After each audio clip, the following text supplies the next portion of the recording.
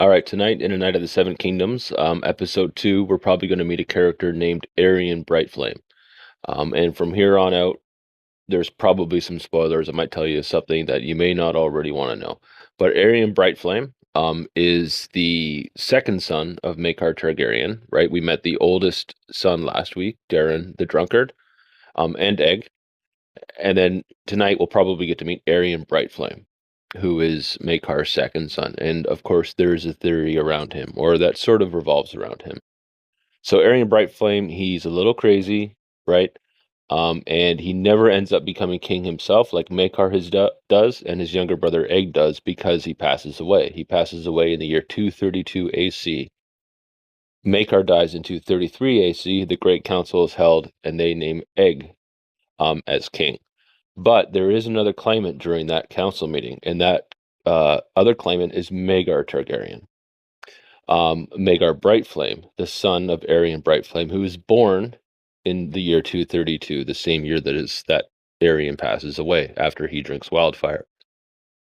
So Maegor Targaryen, or Maegor Brightflame, as he's known, technically has a better claim to the throne than Egg does, right? Because his father was in line before Egg was. His father was second son. Egg's the fourth son, so the son of a second son should come first before an uncle.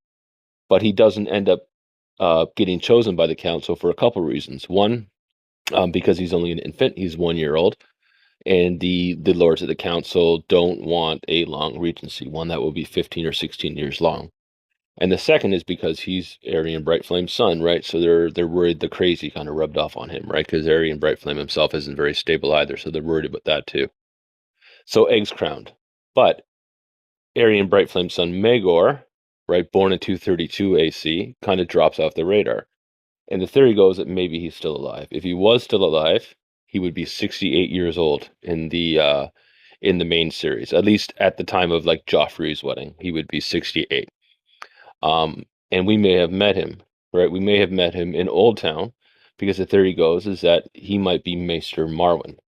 Um, and there's a few reasons to suspect this. The first reason is because Marwyn is very pro dragon, pro Targaryen, where the rest of the Citadel seems to not be, right? He's a little unorthodox. The second reason, right, other than him being kind of around the right age, right, seemingly we don't know Maester Marwyn's age. The other reason might be because of the glass candles, right? The glass candles, if you remember, they're mentioned not just with around Marwyn, but Maester Lewin talks to Bran